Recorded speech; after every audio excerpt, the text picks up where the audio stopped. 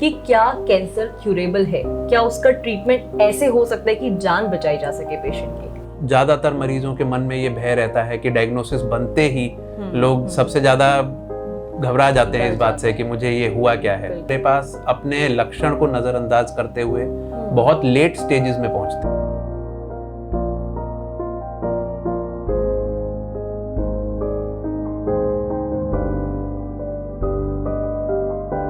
Cancer जो है वो माँ के गर्भ में भी हो सकता है बच्चे को।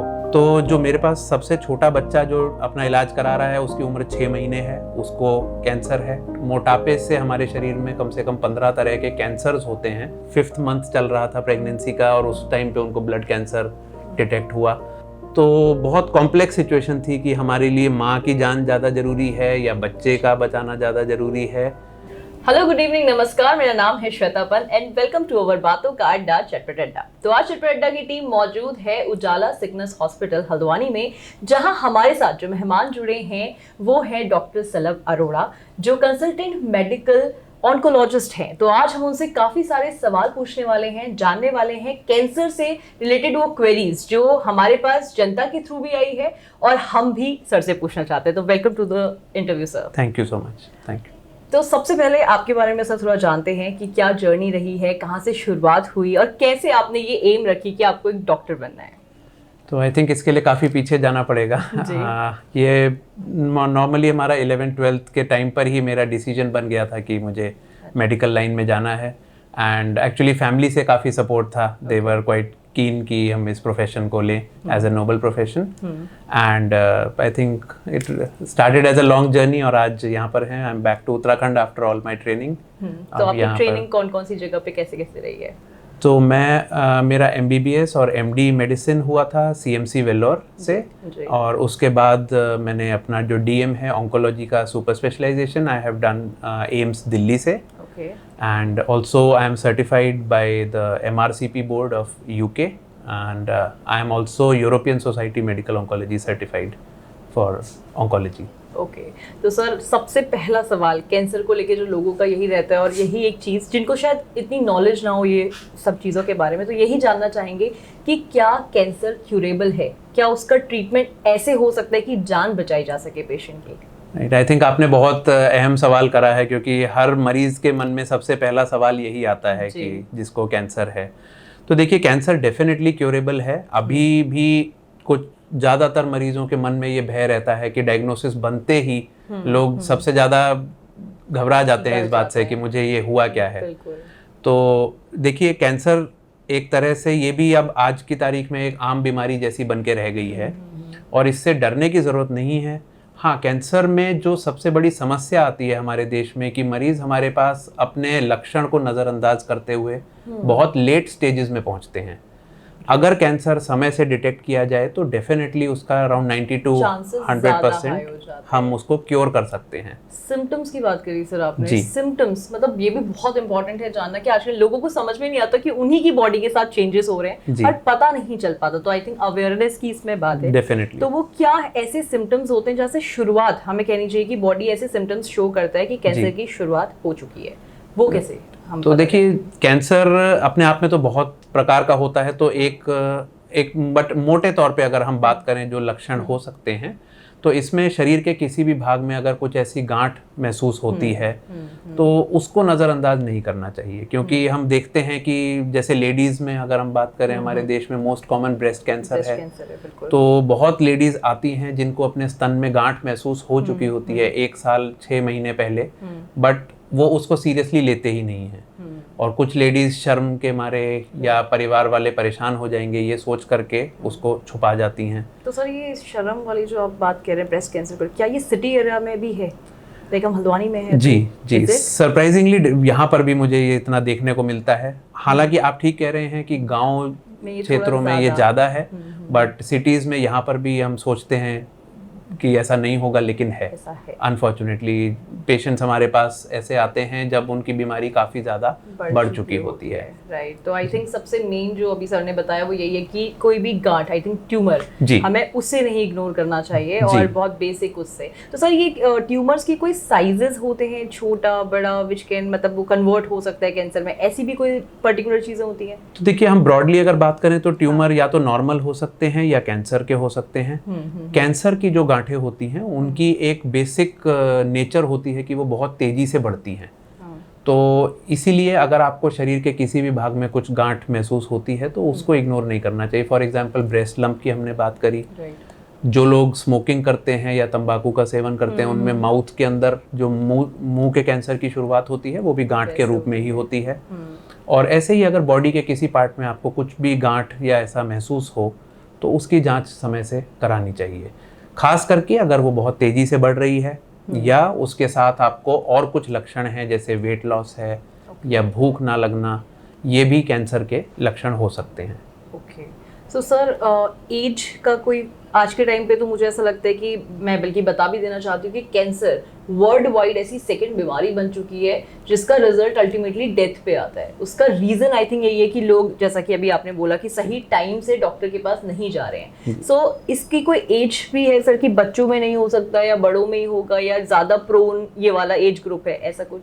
तो देखिए, कैंसर किसी भी उम्र में हो सकता है और ये एक लोगों की गलत फहमी होती है कि बच्चों में नहीं होगा, जबकि अगर मैं आपको बताऊं तो कैंसर जो है वो माँ के गर्भ में भी हो सकता है बच्चे को।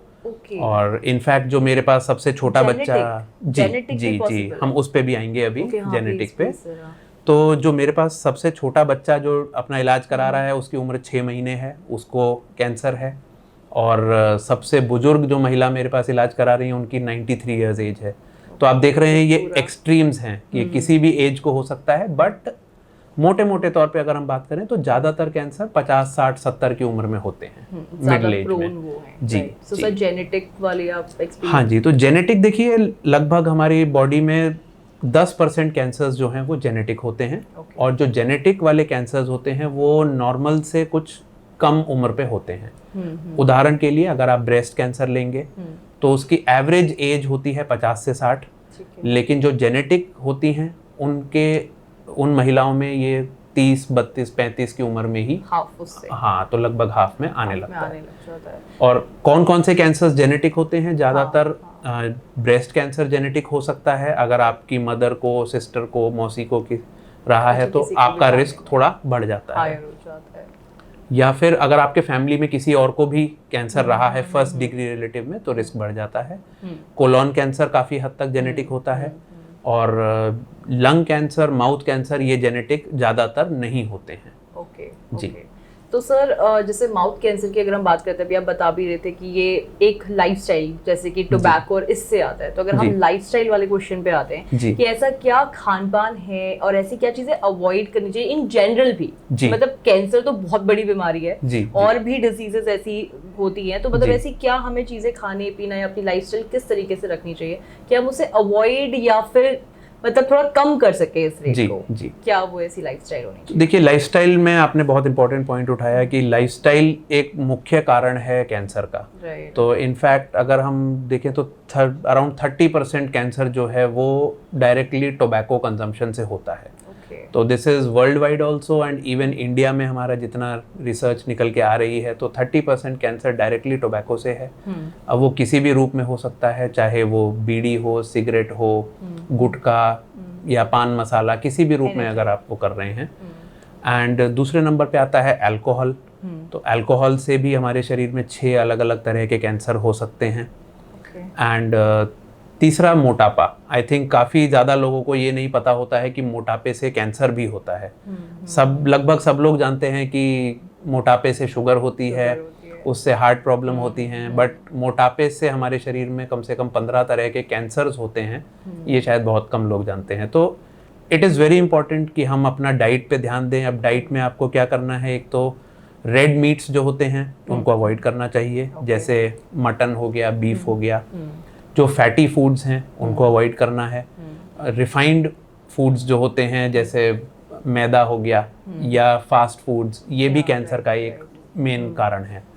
चाइनीज, आई थिंक चाइनीज जी, का इस पे बहुत बड़ा रोल डेफिनेटली रहता है, डेफिनेटली जो आजकल एक कल्चर ही बन गया है हमारे, वो मोमो चाउमीन से नीचे न बच्चे सोच पा रहे हैं और न बड़े Right. सोच पा रहे हैं। जी। सो आई थिंक ये भी एक बहुत ये बड़ा एक बहुत बड़ा फैक्टर है जो कि कैंसर को वो करता है। और ज़रूरी है कि हम अपनी डाइट में रोज कम से कम 2 फ्रूट्स वेजिटेबल्स को इंक्लूड करें, क्योंकि उससे हमारा जो कैंसर का रिस्क है वो काफ़ी कम हो जाता है। राइट। जी। तो सर जैसे ड्यूरिंग द प्रोसेस, मतलब किसी को डिटेक्ट हो गया एंड जी। अभी प्रोसेस चल रही है, तो मोस्ट ऑफ द पीपल का मानना ये है कि एक बार कैंसर हो गया तो वो बॉडी से जाता ही नहीं है। Is it true? I would say partially yes, partially not. Right. अब येस इसीलिए क्योंकि जो मैंने आपको लिमिटेशन बताई कि हमारे देश में पेशेंट्स बहुत लेट आते हैं। अब अगर कोई पेशेंट, देखिए कैंसर में most important thing is stages. तो अगर कोई पेशेंट हमारे पास फर्स्ट या सेकंड स्टेज में आ जाता है तो अराउंड ज़्यादातर कैंसर में 80 to 90% बीमारी जड़ से चली जाती है। तो इनफैक्ट बीमारी बदनाम इसलिए है कि लोग समय से आते नहीं हैं। सो सर ट्रीटमेंट प्रोसेस की बात करते हैं, किस तरीके से first stage, second stage, third stage के क्या ट्रीटमेंट्स डिफरेंट होते हैं, या फिर कहाँ से शुरुआत होती है और कहाँ पे जाके एंड होता है कैंसर ट्रीटमेंट का प्रोसेस? सो देखिए cancer treatment is a very lengthy process. I think that is one thing where थोड़ा सा पेशेंट्स को पेशेंस रखना ज़रूरी होता है।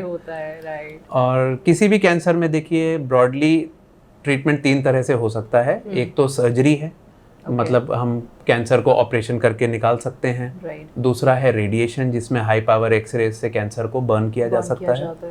और थर्ड है मेडिसिन्स। तो वो मेडिसिन जो चाहे वो कीमोथेरेपी है या टारगेटेड है, इम्यूनोथेरेपी है, तो जिसमें विदाउट एनी अदर मोडालिटी हम सिर्फ मेडिसिन से उसको ट्रीट करते हैं।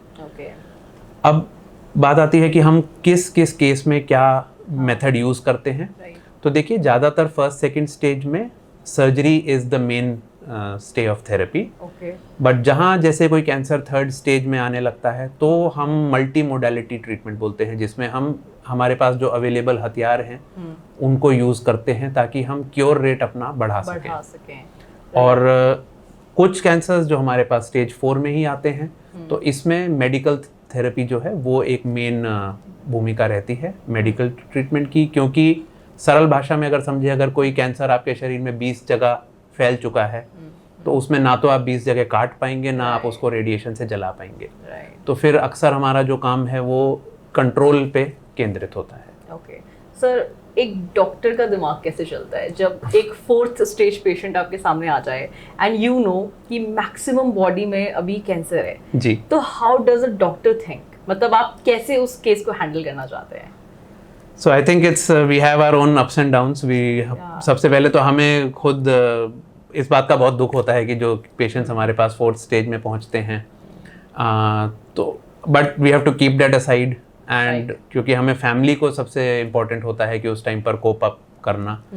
और उस टाइम हमारे माइंड में मतलब यही चलता है कि हम कैसे इस पेशेंट के लिए ट्रीटमेंट प्लान कर सकते हैं एंड वी विल, जो भी हमारे पास अवेलेबल स्ट्रैटेजीज हैं, चाहे वो कीमो है, इम्यूनो है, टारगेटेड है, हम उसको कैसे प्लान आउट करते हैं कि हम स्टेप बाय स्टेप उसको यूज़ करते हुए और इस पेशेंट की जो क्वालिटी ऑफ लाइफ मेंटेन रहे and we try to prolong the life, कि जितना भी हम ज़्यादा से ज़्यादा कर सकते हैं, उनको टाइम जितना उनको अधिक से अधिक मिल पाए।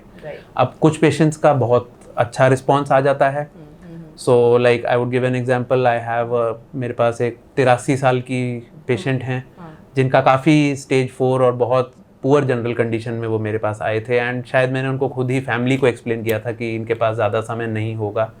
बट अब थैंकफुली वो दवाई से बहुत अच्छा रिस्पॉन्स किया है एंड वो चल के आती हैं एंड साथ बैठ के हम लोग मजाक करते हैं। वो कहती हैं डॉक्टर साहब आपने कहा था कि मैं तो शायद 4-6 महीने में चली जाऊंगी। तो सर इसमें मतलब कितना मेंटल स्ट्रेंथ और जो ये एक साइकोलॉजिकल इफेक्ट है ये कितना रोल प्ले करता है अकॉर्डिंग, अब ये एग्जांपल जो आपने दिया आई थिंक ये उसका एक एग्जांपल बन भी सकता है। डेफिनेटली देखिए इसमें पेशेंट की जो मेन साइकोलॉजी है और जो एक स्ट्रॉन्ग विल पावर जो है, आई think that goes a long way. तो अब चाहे उसके ऊपर कुछ ऐसी रिसर्च बेस्ड शायद जवाब हमारे पास ना हो, लेकिन हाँ अगर पेशेंट डिटर्मिन्ड है कि उसको कैंसर को हराना है तो वो डेफिनेटली हमारा भी सक्सेस रेट बहुत बढ़ जाता है और साथ मिल के हम जब वो we take that battle against cancer, तो definitely results are much better. So आपके बारे में बात करते हैं, करंटली कितने पेशेंट्स आप हैंडल कर रहे हो ऑन एन एवरेज, एंड यहाँ पे हल्द्वानी में कैसा क्या आउटकम है, क्या रिजल्ट है, उस बारे में कुछ बताइए। तो देखिए, अब मैं अपने, जैसे कहते हैं हर हलवाई बोलेगा मेरी मिठाई अच्छी होती है तो but thankfully we have been able to deliver good services अभी तक यहाँ पर। We have a good support team. तो हम लोग अभी हर तरह का जो सिस्टमिक थेरेपीज़ हैं उनको हम यहाँ पर प्रोवाइड करवा रहे हैं।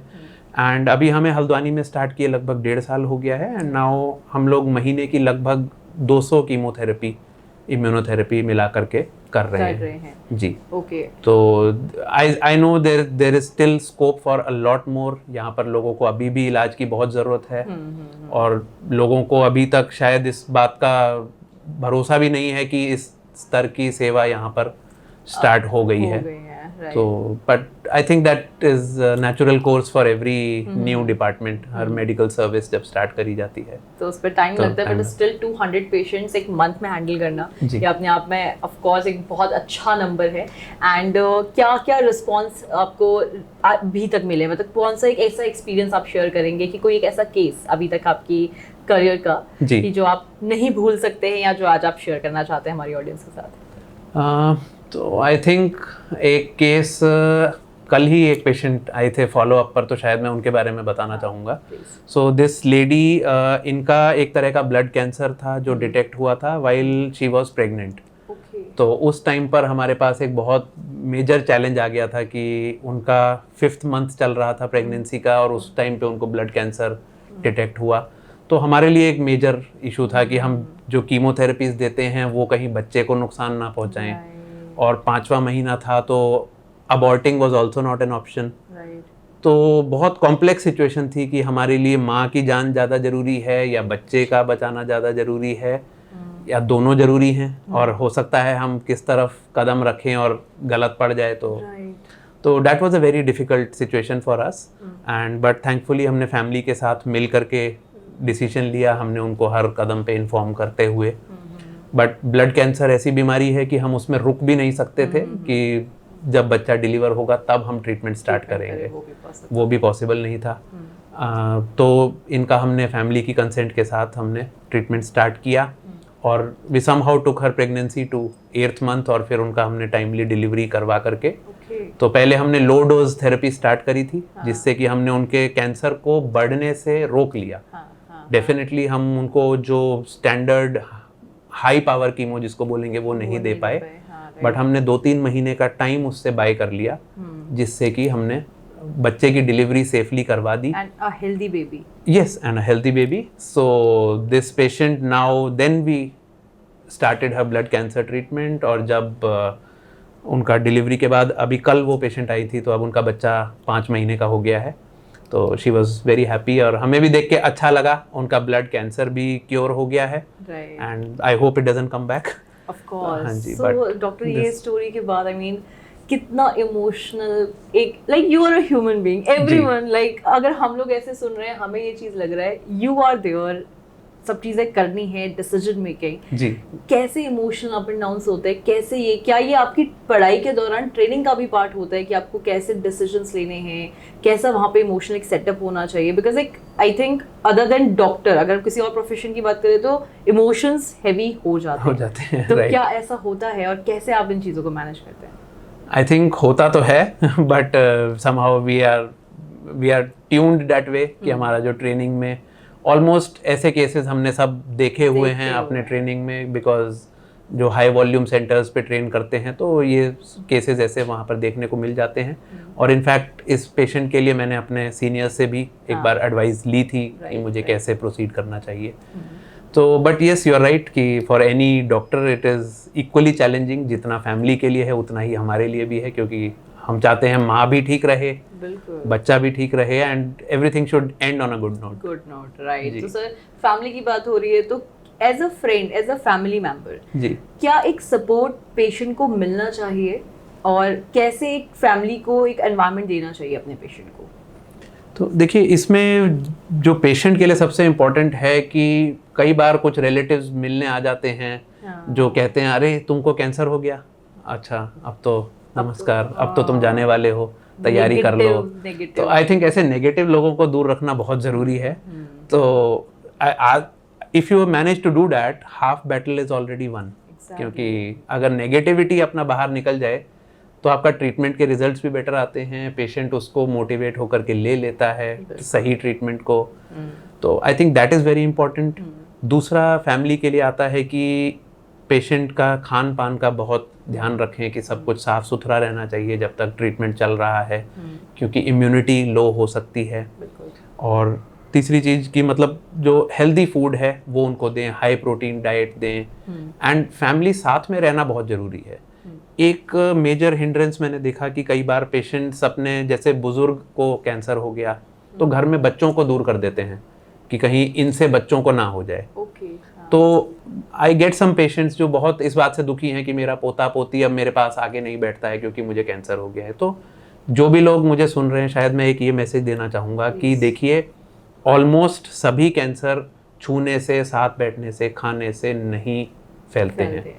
इनफैक्ट जो कुछ इन्फेक्शन रिलेटेड कैंसर्स हैं, सिर्फ उनका बहुत छोटा रिस्क रहता है कि हस्बैंड वाइफ के मिलने से ट्रांसमिट हो सकता है। अदरवाइज साथ बैठने से, खाने से, खेलने से कभी भी कैंसर किसी दूसरे पेशेंट की बॉडी में नहीं जाता। Exactly. तो अगर आपके किसी फैमिली मेंबर को कैंसर है, प्लीज डोंट, उनको इस चीज से वंचित मत करिए कि वो अपने फैमिली के साथ रहें। और इस टाइम पे तो आई थिंक ये बहुत ज़्यादा इंपॉर्टेंट, उल्टा ज़्यादा इंपॉर्टेंट है। एग्जैक्टली, क्योंकि वही पॉजिटिव थॉट्स, पॉजिटिव चीज़ें, एनवायरनमेंट बहुत ज़्यादा ज़रूरी होता है। तो सर अभी करेंटली हॉस्पिटल, उजाला सिग्नस हॉस्पिटल में किस लेटेस्ट उसमें आप काम कर रहे हैं, और क्या क्या अभी एडवांसमेंट यहाँ से बाहर भी एक कैंसर फील्ड में क्या क्या एडवांसमेंट्स चल रहे हैं? So I think cancer field में पहले मैं अपने सेंटर का बता देता हूँ। तो हम लोग मेडिकल ऑन्कोलॉजी पर्सपेक्टिव से तो सब कुछ कर रहे हैं अब, जैसे कीमोथेरेपी है, इम्यूनोथेरेपी ऑल्सो अभी हमने स्टार्ट करा है। वी हैव काफ़ी पेशेंट्स जो अब इम्यूनोथेरेपी पे हमारे पास हैं। एंड दूसरा हमारे पास जो एक फैसिलिटी अभी नहीं उपलब्ध है वो रेडिएशन थेरेपी की है, जो अभी it is in the pipeline, and उम्मीद है कि अगले 4-6 महीने में वो भी फैसिलिटी हम प्रोवाइड करा देंगे। और बाकी मेडिकल फील्ड में अनदर जो एडवांसमेंट्स हो रहे हैं वो प्रोटॉन थेरेपीज़ हैं, बट अगेन दैट इज़ वो एक तरह से लेटेस्ट रेडिएशन टेक्निक है। तो वो आई डोंट थिंक अभी यहाँ पर इतना जल्दी हम ला पाएंगे। एंड बोन मैरो ट्रांसप्लांट एक फैसिलिटी है जो कि हम यहाँ पर सोच रहे हैं कि मे बी अगले 1-2 साल के अंदर स्टार्ट करना चाहेंगे, क्योंकि उसके लिए हमें अभी भी पेशेंट्स को हायर सेंटर के लिए भेजना पड़ता है, जहाँ पर पेशेंट को काफ़ी मुश्किलों का सामना करना पड़ता है। अपने घर से 1 महीना 2 महीना दूर रहना और वहाँ पर सब कुछ इंतजाम करना बहुत मुश्किल होता है। ओके डॉक्टर, सो काफ़ी इसमें क्वेश्चन से काफ़ी इंटरेस्टिंग आपसे बात हुई है, so thank you so much आपके टाइम के लिए। एक लास्ट में चीज़ आपसे चाहूँगी कि जो भी लोग सुन रहे हैं आप उन्हें एक मैसेज दें। सबसे पहले ये कि कैंसर से डरना नहीं है, वो समझना है। आई थिंक आज का जो जिसमें वीडियो जो भी लोग देखेंगे उन्हें समझ में आएगा कि कैंसर से डरना नहीं है, ये क्यूरेबल है, लेकिन उसकी एक अवेयरनेस है कि आप जितनी जल्दी डॉक्टर के पास पहुंचेंगे उतनी जल्दी आपको ट्रीटमेंट मिलेगा, उतना बेटर आपका हेल्थ भी होगा और आउटकम भी होगा। तो एक मैसेज प्लीज हमारी ऑडियंस के लिए आपके। राइट, मैं भी बस यही स्ट्रेस करना चाहूँगा कि अगर आप कुछ भी ऐसे लक्षण देखते हैं जो एबनॉर्मल हैं तो प्लीज़ समय से जांच करवाइए, और प्रिवेंशन के लिए ये तंबाकू से हर रूप में दूर रहिए, अल्कोहल ये सब चीज़ से जितना दूर रह सकते हैं बहुत अच्छा है। और आपके लिए ज़रूरी है कि रोज़ अपना फिजिकल फिटनेस पे ध्यान दीजिए, फ्रूट्स वेजिटेबल्स बढ़ा करके लीजिए, और कम से कम आधा घंटा रोज़ आपको फिजिकल एक्सरसाइज ज़रूर करनी चाहिए। बिल्कुल। सो ये थे डॉक्टर सलभ अरोड़ा हमारे साथ, और आज हमने बात की है कैंसर के ऊपर, और काफ़ी सारे जवाब दिए हैं सर ने, काफ़ी कुछ समझाया है। तो हम उम्मीद करते हैं कि आज का ये एपिसोड आपको अच्छा लगा हो। आप हमें कमेंट बॉक्स में बता सकते हैं अगर आपके ऐसे कोई सवाल हैं। बाकी बने रहिए झटपट अड्डा के साथ, and thank you so much for watching.